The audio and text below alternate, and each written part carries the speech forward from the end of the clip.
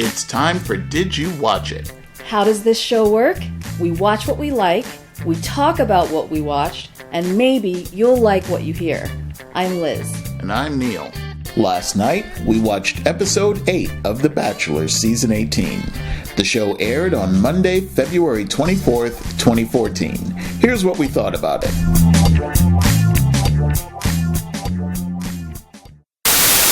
It's hard for me to believe that I have lasted 8 episodes. You should be proud of yourself. I do have a disclaimer that I would like to make. Okay. Because I've been listening to the last few episodes. Okay. Which is your first mistake. And I am concerned that I'm coming across not in a way that reflects how I feel.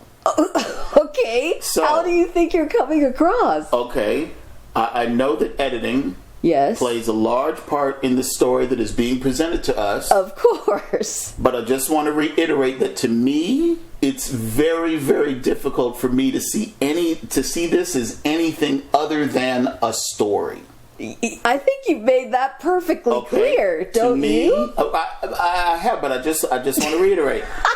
To me, this isn't real life, which is always fraught with pitfalls and unexpected circumstances. You don't think this is fraught with pitfalls? But see, I see this as more of a carefully constructed sequence of events where the people that we see are just caricatures and exaggerations of themselves. Really? Yes. So I highly doubt that the people that we see in front of the camera are fully representative of the people who exist when the cameras are off. Well, that goes without saying. No, it doesn't go without saying. No, because it some of does. the crazy stuff that I'm seeing on the internet and on the TV, my reactions, once again, taking responsibility, my reactions, including the terms that I may use to describe the individuals involved, are directed at the people who only exist in the minds of the creative process resulting in this presentation and that are shown to us through the magic of television production and are not intended to be attributed to the real-life actors playing these roles. Wow. That being said... Did you rehearse that? That being said, because I want to make sure... Did you ever... That's a mouthful. Thank you. My gosh. Did you ever feel like you had to do something, but you didn't know why you needed to do it? And then later on... Yeah. But then later on you said, wow, I'm glad I did that. And you feel like this is one of those moments. This is one of those moments for me. So tonight was the hometown days. Tonight, I don't even know if we have enough time to get in all of my thoughts about tonight. Okay. Because tonight was crazy. It was crazy, but for me, I think I know what you're talking about, crazy for you. Yes. Okay, but crazy for me, I had some unexpected reactions to what I saw tonight. Well, I had some unexpected reactions too, and I think we should just go through the course of the episode because, yeah. Let's start with our visit to Kansas City and Nikki's family. Oh gosh. Okay, so I'm not a huge Nikki fan. I know you're not. Right, so I kind of was anticipating this date just from the standpoint of, like we said last week, I just want her to reveal herself to him. Yes. So that he can see who she really is. Yes. Enough of this BS, I'm Nikki, Miss Perfect, I don't know. It's just bugging me, as you know. As I know. And as everyone else knows, because I've said it 50 times. Exactly. Sorry. I have a question. Okay. What is gas station barbecue? You obviously have not been in the Midwest very often. No, I have not. Really? No. Okay. No. The closest to Midwest that I have ever come, I believe, is Denver.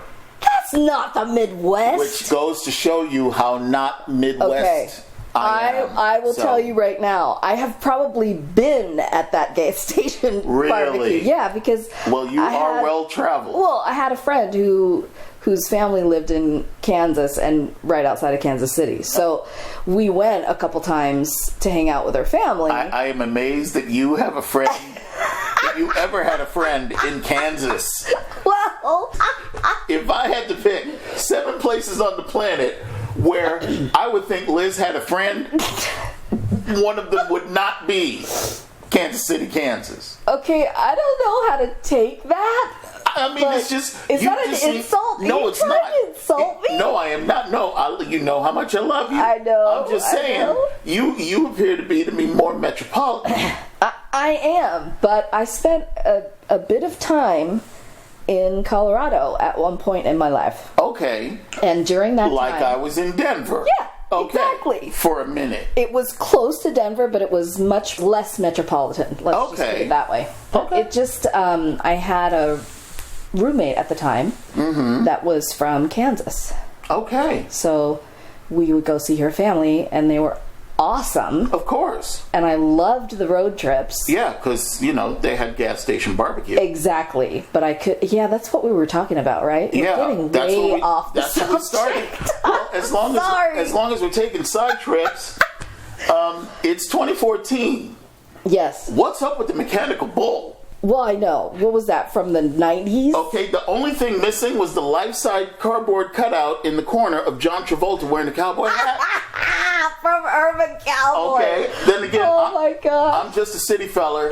Okay. The last time that I actually saw and witnessed, and I mean, I can't even say saw, but the last time I experienced a mechanical bull was that scene in Stir Crazy with Gene Wilder and Richard Pryor, where... Oh my gosh, are you kidding me? Yeah, when Gene Wilder was auditioning for the prison rodeo. What year was that? They took the bull, it was like 80, 81, 82. It was... Neil. Yeah, but that's the last time. That's a long time ago. That's the last time a mechanical bull ever registered on my radar. I know. So, well, there was a mechanical bull on Sex and the City, but that's a whole nother show. That's a whole nother show. Okay, let's get back to the topic. And that was a rickety bull, by the way. That could have been Gene Wilder's bull. When Nikki got to the house and did all the introductions, they were talking about, the experiences. How has it been for you, Nikki, and so forth and so on. I was a little miffed because I found out the whole situation with the flight arrangements. Well, hello, he's the Bachelor. So he gets first class and all the other heifers get coach. Stop calling them heifers for the 19th time. But you know what I mean. Yeah, they're not gonna fly all of the Bachelorettes. Then why don't they put him in coach? Well, that you'll have to talk to the producers. Yeah, whatever. Nikki away from the mansion is a lot easier to deal with than Nikki at the mansion. You know what? And I hate, may I underscore, hate to admit this. Yeah. But I think you're kind of right. Yeah. I actually sort of liked her. Seeing her away from all of the other ladies. Okay. I now remember why I liked her in the beginning. And it's almost like I can somewhat not forgive, but definitely forget a lot of the stuff that's gone on since. Okay, and here's the thing. You can't unsee what you've already seen. Correct. So the problem for me is, even though she was likable in this episode and we got to see this really cool side of her, I still know that she has that schnikey side. Absolutely. But that's just because somebody's after her man. Note to Nikki. Yeah? The reason you couldn't tell him that you loved him is because in the back of your mind, you remember he still got to visit 3 other heifers. Before he sees you again. 3 other ladies before he sees you again. Yeah, but I gotta say, as far as her family goes, loved her family. Okay, I thought her relationship with her mom was super cute. Dad was very cool. Up until the point where her mom said mental attraction. Oh, she did? Yeah, what is it with that term? I have no idea. Does nobody know the word intellectual? The other thing was when she was, and I hate this about you, by the way, Neil. Me? Because you have now taught me this, which I have told you, ignorance is bliss. Yes. But now I'm stuck with it. Okay. The whole body language thing. Yes. When you're saying one thing but doing another or whatever. Okay, so when her mom was sitting there and they were having the heart-to-heart, she was saying that she will support her no matter what she decides, but she was nodding, like shaking her head no, as she was saying, I'll support you in whatever you do. I was like, Mom, stay away from my daughter. You're not being truthful right now. I couldn't believe it. There you go. Nikki's dad, what a class act. Yeah. Tom. Tom is proper. I'm serious. I like Tom. It was so cute. As I went through this episode, there was one thing that just continued to be reinforced. Other than the fact that I want them to adopt me? Yeah, other than that fact. But you'd have to move to Kansas City. I know, which I wouldn't do. Exactly. Sorry. Sorry, Kansas City. That's all right. We love you. The families appear to be that source of honesty, of straightforwardness, of that missing thing that you don't get when you're in the Skinner box. Yeah. Well, you feel safe with your family. Right. But the thing is, it's like when all of these women are together under the same roof. It's that competition factor. It's that, yeah. And not to mention the estrogen. Georgia. Where we have Andy's hometown date. We got a problem. 2 Pookies in 2 days? It's a Pookie fest. Yes. This is a huge problem. It is. Okay. A Pookie fest. A Pookie fest. I never realized until right now that Andy has ombre hair. That's what? Ombre. What is ombre? Only the worst style to be invented since the perm. Have you not heard of this? No, I have not. Okay, so ombre is basically dark at the top for like 6 inches and then light on the bottom. Oh, it I looks noticed that. Ridiculous. Yeah. And it was popular for a hot minute, like 6 months or a year ago. Well, and now it just looks like your roots have grown out way too long, and you're not able to go to the salon. Well, she is in the Eastern time zone, so you have to factor that in. Come on, she's in Atlanta. Okay, fashion forward, Atlanta. They know what they're talking about. Hi, let's go on a date. Sure, where do you want to go? You want to get something to eat? No, let's go to the gun range. Oh, hey, don't knock the gun range. I'm sorry. That was like the perfect date. I loved it. It was so hot. You really? Yes. Wow. Are you kidding? A guy wants to take me to the gun range? I know you really don't know this about me. No, I don't. But I'm learning something new every day. Serious. I've been shooting since like high school. Really? Yes. I love it. I'm not saying I'm good at it, but I love it. Okay. It's just something about, I don't know, the aiming, the shooting, the power of it all. Okay. So it has nothing to do with the Second Amendment or anything to do with the needing to Let's not get into politics, because you know how I feel about all that. I know, but I'm just talking saying, about as far as... You can like guns. I don't have a problem if you like guns. Just say that you like guns because you like guns. I like guns. Not because you're afraid of your neighbors or you have to protect yourself or it's like it's your constitutional right. I'm just saying as a date, it's hot. Wow.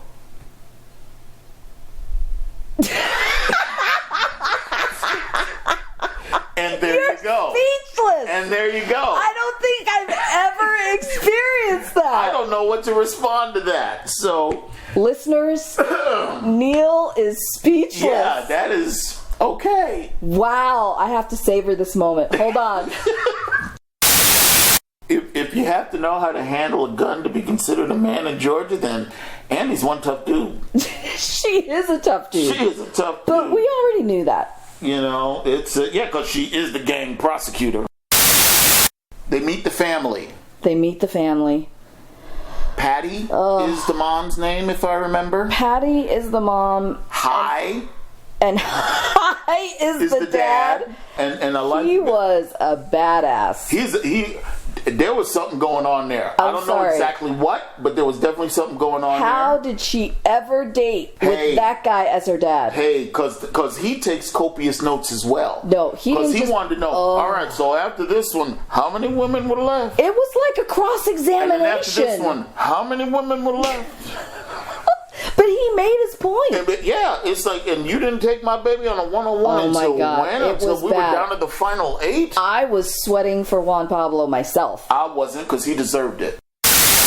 Oh, and what's up with Andy's mom? Dance for me, El Bachelor. What is that? Well, that was weird. That was creepy. That was weird. That was creepy, but that was the most awkward, stiff salsa I've ever seen. Oh, that was salsa. That was supposed to be salsa. Look, I have a friend who's New York City at salsa, and that was like, what was that? That was a Pace commercial waiting to happen right there. I like that Hai asked him, so why did you go on The Bachelor? I know. He was cutting right to the chase. Yeah. Man. He was not giving him any breathing room. He was taking no doo-doo, which is good. No boo-boo. Is that better? No boo-boo, no doo-doo. Doo-doo is better. And you know what? One thing that did impress me, Andy's getting pretty good at the non-committal commitment. Charlene. Okay, I did not like this at all. I am very, very close to being in love with him. How do you say such non-committal phrases? Huge steps compared to 12 hours ago. Yeah, exactly, right? Huge steps. What a difference a day made. I'm in a totally different place than I was 6 hours ago. Then we get to Sarasota, Florida, and the date with Renee. Now, before we get to this, okay, I have to lodge a formal complaint against my on-air partner, Liz. What? And our miracle-working sound engineer, Dr. J. Why is that? In one of the first Bachelor episodes that we did, yes, I made a comment regarding Juan Pablo's daughter, Camila. Yes. For reasons that I still question to this day, didn't make it to the actual broadcast. Okay. All right? In that episode, the two of us were discussing how cute she was. She is totally cute. She was totally cute. Well, she's so cute, I basically provided a figurative illustration of just how cute she was. I think I said something to the effect of, I just want to eat her up. Oh, Lord. We're going to have to edit this out again. No, we're not. Right? No, yes, we're not. We are not going to edit it out because when Renee did her little introduction after being home, she said that. She said, and I quote, she was going to literally eat her son when she saw him. I know. I get where Renee was coming from. Free at last. Thank God Almighty. I'm free at last. Do you feel vindicated? I feel vindicated. Note to Juan Pablo. What? When a mother is in the process of reuniting with her son, whom she hasn't seen in 2 months, don't interrupt by introducing yourself. Oh, I know. Stand back and wait. It was a little weird. Okay, just wait. It was a little weird. You're part of the reason why she's been away for the 2 months. She's going to get around to you. I know. Let her be mom again for a second. It was so touching. Yes, it was. Yes, it was. I was getting teary-eyed. If it goes too long, they'll handle it in post. I know. I like the fact that they went to his Little League game. Yeah. And he was so great. Yes. I mean, I'm not a baseball person, but the whole, I think it's a double play kind of thing where he caught the ball and then... Very good. Got the person out at base or whatever. Yes, he did. Hey, are you proud of me for that sports reference? I am very proud of you. Wow. Bravo. Met the family. Family was delicious. Yes. If I can use an eating reference again. I would rather you not, but all right, fine. They were yummy. They were yummy.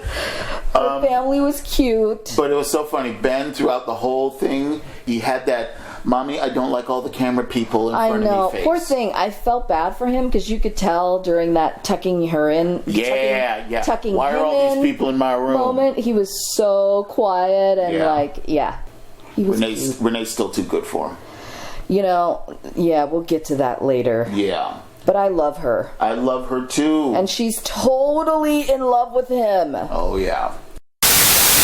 Dad and Renee's conversation. That was sweet. It was very sweet. That was sweet. That was like Juan Pablo's conversation with his dad before he left. Yeah. It was kind of on that same plane of, that is so intimate. I feel bad that I was watching. Right. But it made me feel really good inside. Yes. To see it. And then when she was second guessing herself about him leaving in the car, and she's like, come back, I wanted to tell him that I loved him. That's all right. I know, but it just made me sad. It was the right thing to do, not to say anything. It was the right thing at that moment. I get it. I don't think she should have done anything different. Now we get to the most difficult hometown visit, Sacramento. I gotta wind up for this one. Okay. Because you know how I feel about Claire. Now, that being said, and I hate to say it. No, I know what you're gonna say, because I'm gonna say the same thing. I liked her. I liked her too. I liked her in this segment, like seeing her with her family, and when she told the story about the father-daughter dance, and I don't want to feel sad for her. Ripped my heart out. I don't want to feel that she's even likable. I don't, but come on. But after seeing her, once again, seeing her away from the mansion and the other women. In this context. And the drama. I liked her. There was something definitely to like. And the whole throwing the rocks in the water and thinking about her dad and just being vulnerable. Yes. Oh my gosh. Congratulations to the Bachelor's editing team. Okay. Because they succeeded despite all the stuff that's going on before, they have succeeded in making Claire a sympathetic character. She was I hate to admit it. Yeah. I sympathize with her. Yeah. But she was positively sparkly over him. Yes. And I found that incredibly endearing because for the first time it felt sincere to me. Yeah. Right? Yeah, because she's not that good of an actress. But it felt sincere, and I started to like her, and then I was like, Liz, what are you doing? It's Claire. But let's talk about her sisters. Oh, Lord. Wow. All but one were wonderful. All of them were awesome. All but one were wonderful. All but one. Laura, a little crazy. The one in the green, which was Laura. It was just weird. Yeah. I mean, I get being overprotective, but that was like borderline. I understand being the oldest sibling. Yeah. I understand that, you gotta accept that role. But the whole thing with the blocking the camera from Mom, that whole thing. And Mom was silent. Yeah. What was that about? Mom knows her daughter. But when we heard her finally talk at the end, she was really likable. Exactly. So I didn't get it. I don't think Mom was never not likable. It was just Laura was just too much Laura. Oh my gosh, it was just let's just say that I'm starting to understand Claire's neuroses a hell of a lot better than I did before. And I seriously felt for her. Yeah. I thought to myself, oh my gosh, how can she be in this situation? And when she said in just her crying state, if you mess this up for me, or if this could be ruined because of how my family is, I seriously was devastated for her. Mm-hmm. And this is Claire. This is Claire. This is bad. Yeah. This is bad. Yeah. This is very bad. And I like Claire's mom, and they got to do a little Spanish. Yeah, which I thought was cool. Espanol, which is always good. All 4 of these visits revealed a new dimension to every one of them. Exactly. You saw this side of them that was relatable and likable and not in this fierce competition with all these other women, but really being themselves and having time alone with him. Which kind of goes to my point, which I have a problem with this whole format thing for the purpose of finding true love. I know, but you can't destroy the whole premise of the show. Oh, God. Neil! So we get to the rose ceremony. Seriously, okay. I don't even know. We have to pay homage. We have to pay homage. To the brief dose of Craig Ferguson's awkward pause that we got when Chris Harrison walked out Claire. And then walked out Nikki and put her right next to her. Stand next to Claire. Stand right next to her. And then did you see Nikki look over at her for a moment? And then catch that. Claire just kept her eyes straight. She did. Oh my gosh. So hilarious. Props to Claire. Because she didn't blink. It was hilarious. She didn't flinch. She just stood her ground and said, I know.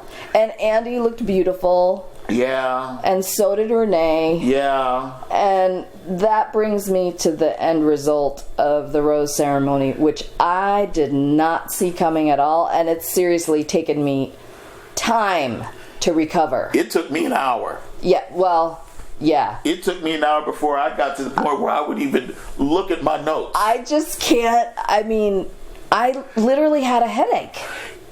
And see, that's how invested I was. Here's my problem. Here's my problem with the way that it turned out. As I've said for the last 3 or 4 episodes, Renee is too good for Juan Pablo. Well, I hear you on that account. All right. But I just didn't want her to get her heart broken. But here's the thing.